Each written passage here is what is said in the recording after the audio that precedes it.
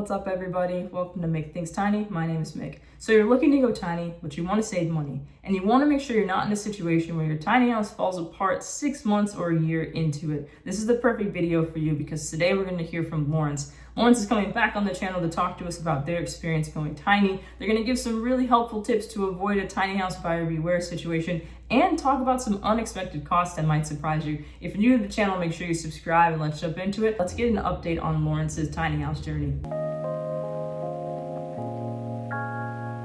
All right, I am here today with Lawrence. Lawrence, thank you for coming back on the channel. Lawrence is a fellow YouTuber here on YouTube. Lawson Woods is your YouTube channel. I realize it's been almost a year since you were last on the channel. For those who did not see your original interview, can you give like a short recap of what your initial experience was like when you first bought your tiny home?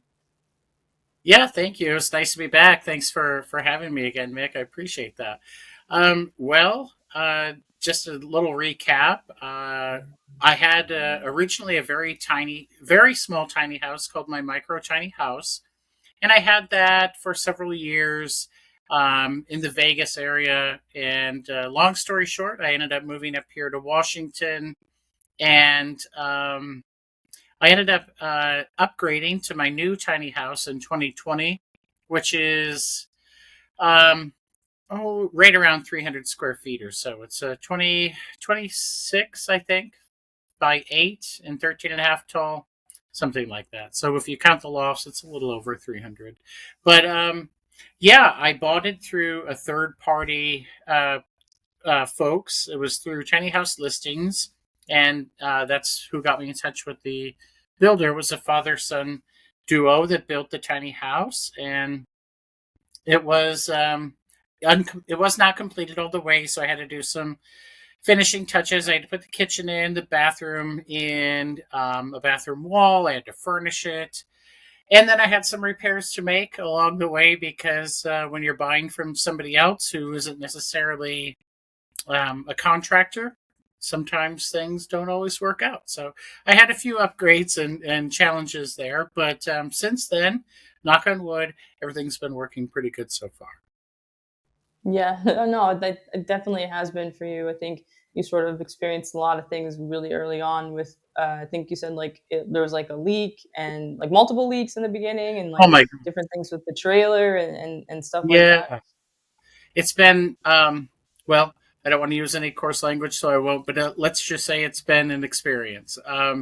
Yes, initially, when I went to install the water line and turned on the water, there were multiple leaks. It was thankfully an easy fix. The first one was, at least, just a matter of plumber's tape that they didn't have around the faucets and things of that nature, the connections. But ultimately, that turned into some other stuff. We did have 2 leaks where I had to call in a professional plumber.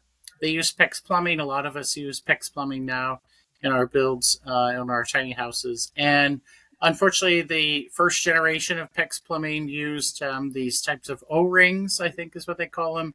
And a couple of them failed and caused some damage. And yeah, it was expensive, but it's repaired, thankfully. That's no longer an issue.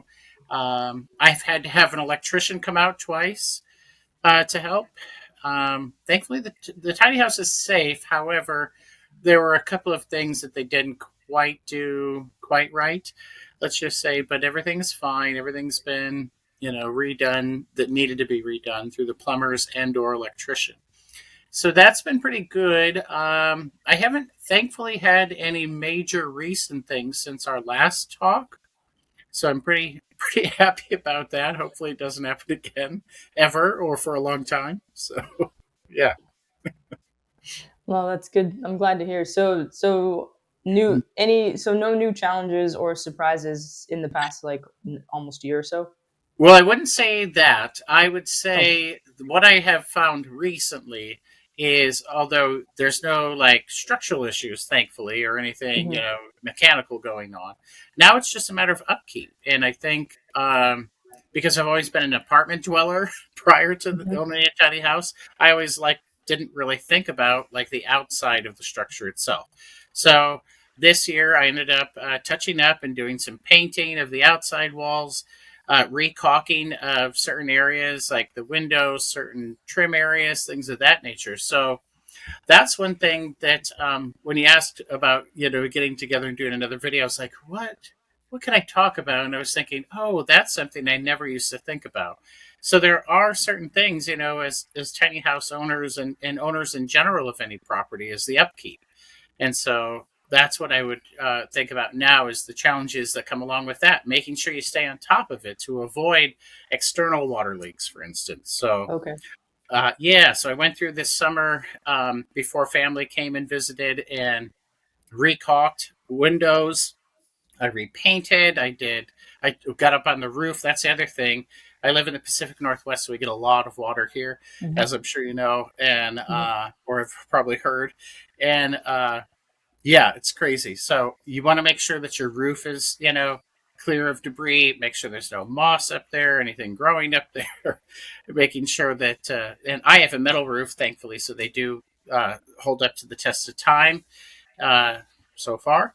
But yeah, I've just been really busy trying to make sure that going into the next rain season, which is going to start here fairly soon, depending on when this video airs. But going into the fall, and that's our rainy season. So just that's a new challenge to me to try to stay on top of every year so it doesn't get out of hand.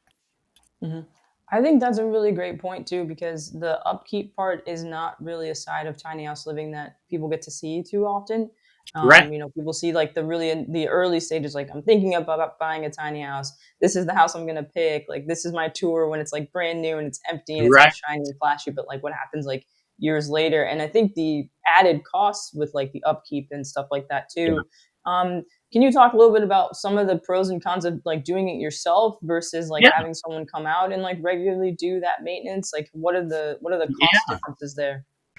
Before Lawrence dives into those unexpected costs for tiny house maintenance and whether or not you should do the work yourself, I want to take a moment and thank the sponsor for today's video, Tiny Homes Village. Tiny Homes Village is a tiny house community in Rock Island, Tennessee, near Nashville, but close to everything you need like dining, shopping, and even hospitals. They've got a peaceful lot with ready-to-go hookups and a brand new rent-to-own program to help you save money on those upfront costs when you're trying to live your tiny house dream. What's really amazing is that they're giving 50% off the community entry fee if you sign up by the end of September, and this is exclusive to Make Things Tiny viewers and subscribers. So make sure you go to makethingstiny.com/tinyhomesvillage or mention Make Things Tiny when you reach out to them. This is your chance to live your tiny house dream and take the leap. All right, let's get back to the video. Well, I would say I'm the type of person, if you can do it to save Hmm. yourself money. So thankfully, I'm still able bodied enough that I can get on the roof and things of that nature. I don't know if I'll want to do it once I get much older. I'm getting close to that 50-year mark. I'll just say that. But, as I get older, am I going to want to get on the roof? Probably not. I'll probably hire it out. But right now, I can do it. That stuff is really helpful. And then YouTube University, where you look up Hmm. things. How do I caulk a window? How do I repaint properly? What paint should I use for the exterior? All these things I didn't have a clue about. So it took it took some research, but I'd say do it if you can. If you're able-bodied and you can do it, and you want to save some money, do it yourself, because basically you're just paying for the cost of materials and setting time aside. I probably, I don't have an exact number for you, but I would guess I spent around a couple $100 or so far, just to redo things this last year, which isn't a terrible amount. However, if No, you yeah, hired it's not bad. somebody to come paint for you or recaulk or Hmm. get on your roof, I mean, you're probably expecting thousands of dollars, I would Of assume. course. Yeah. So, No, it's yeah, a huge difference in savings, and also you're learning a really important skill, and you're learning what to look for. yeah, Um, what are some of the like biggest like solutions you found to sort of making sure that things don't happen down the road? Like you yeah, don't have like reoccurring issues with like leaks or electrical issues or any sort of like unexpected things. Is there a way to really sort of like prevent those things from yeah. happening or planning ahead? Is that possible? Yeah, I think planning ahead's real key, and even making a checklist. Maybe you don't have to paint every year. It really depends on your climate. Maybe you don't have to recaulk the seams. Maybe you don't have to redo the windows. But depending on your environment, that's a big thing. So here, Okay. because it rains so much, water is our biggest.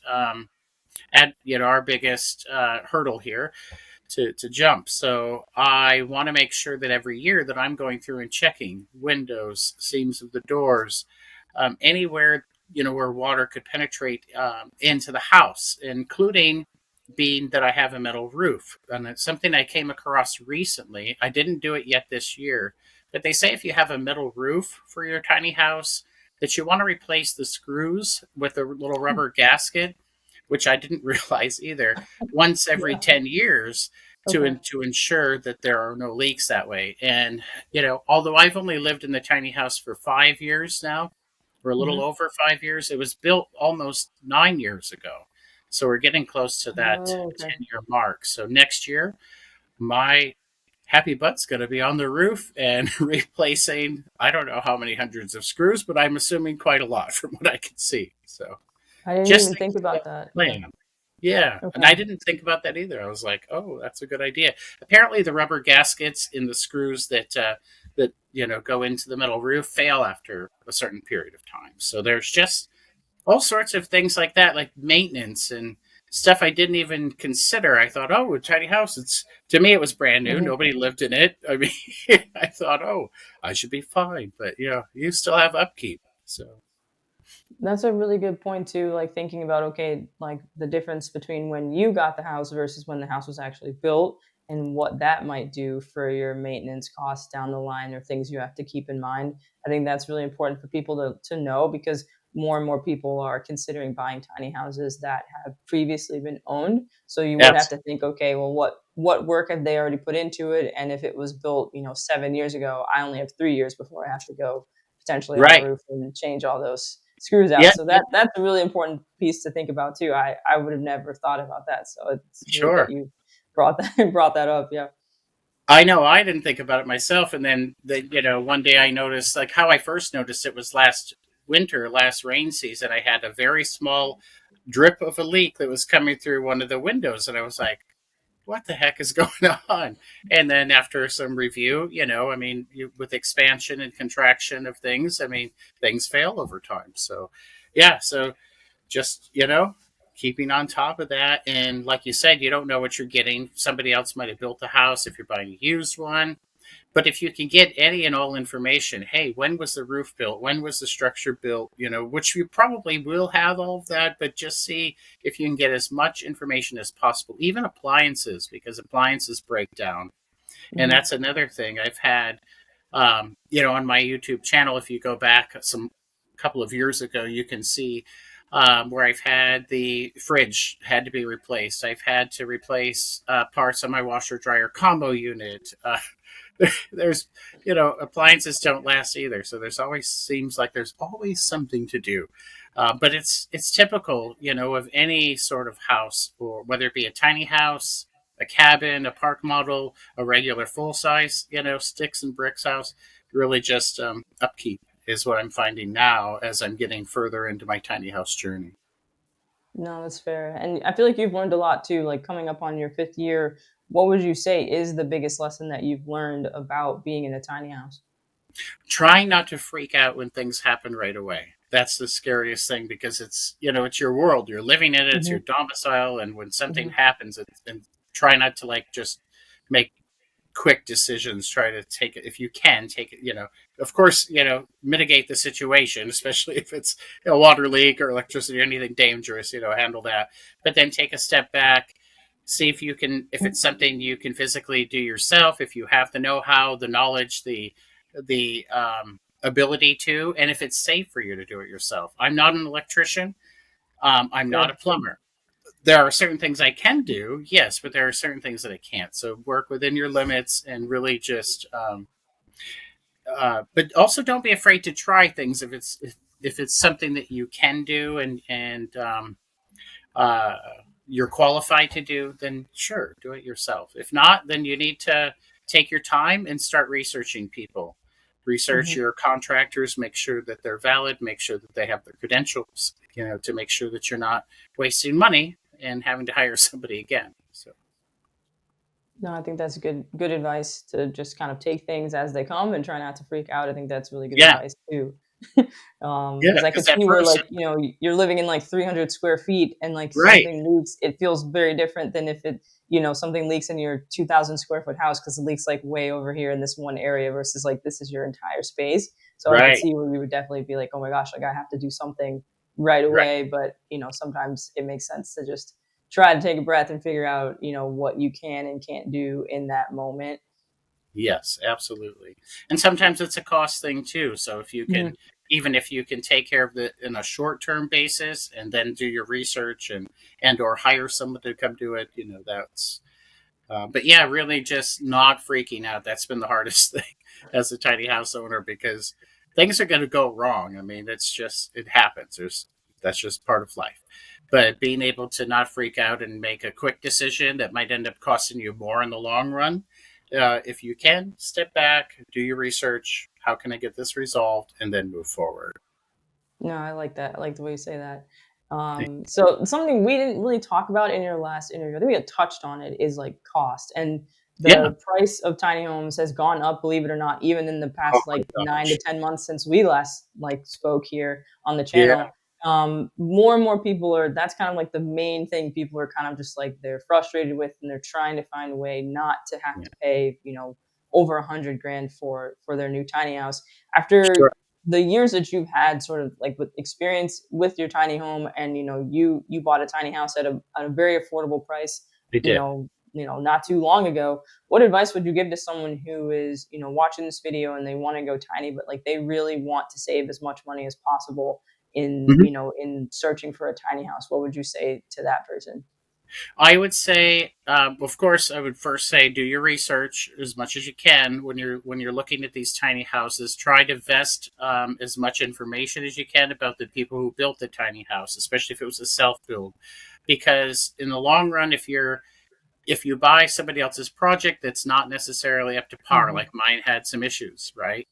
It wasn't the end of the world for me, mind you, but it did cost me several $1,000s more. I probably, with repairs, have probably spent at least 3,500 to 4 grand now with repairs between the electricity and the plumbing. And, is that the end of the world? No. But keep an eye out for that stuff. But I would say also to keep things affordable, I had to look for something that I could afford. So I started looking for tiny houses that were maybe a little bit older, maybe hadn't Hmm. been lived in yet, maybe that were not quite finished. Like in my case, it wasn't finished. And that's how I got a good deal. And then when you're going through and you're searching these places, go visit them in person. Really check everything out from top to bottom, including the trailer. My trailer is not perfect either, unfortunately. There are a few issues. It's stable enough, it's safe enough, thankfully, and this tiny house probably won't move again from its location.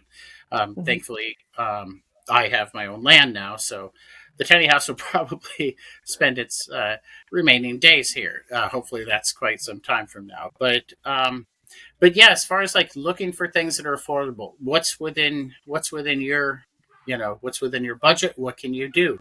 Is it more affordable for you to hire somebody to come out and finish if you're buying something that's unfinished? Do you have the skills to do it yourself? Maybe you do. Like I had some skills that I was able to do a lot of this stuff myself and probably saved a small fortune. I paid 17.5 for the tiny house, all said and done. Now with the repairs and everything, I'm probably closer to 34 or 3,500 or 35,000. I mean, so that's a steal. I mean, I Right. haven't seen prices that good in a while. However, I am Mhm. seeing some that are unfinished, or even some that are very how is the word that I want to say? Um, very specific to the person's needs that were building them at the time. So you might come across something where maybe I'll give you an example. A friend of mine is building or had built a tiny house and lived in it for several years. It's very boutique. It's very individual for that person. However, now that they're selling it, they were trying to get a certain amount, and it was a little higher. Um, they were asking around 55 to 65, and now the latest asking is around 45. Very reasonable, but Is it going to be your taste? You're maybe not. You might have to do changes to that. So as long as you're flexible and you're open-minded, whether that be with your pocketbook or your own, your own physical, work there, then I think you can do it. I do a lot of research. I'm still always looking, just because I'm fascinated, even though I've been doing this for years. I don't know. I'm just still fascinated by tiny houses. So I'm always looking. And I go to tiny house listings. I go to Craigslist, not Craigslist. I'm sorry. I'm old. I'm talking about Facebook Marketplace. Not that helps much, but if you go to Marketplace, you can see a lot of tiny houses for sale that way in your area too. And talk to people. A lot of times you'll be surprised that people will be willing to negotiate with you on a lesser price, especially if you can come up with good terms for them. So. Yeah, I think that's good advice too, though.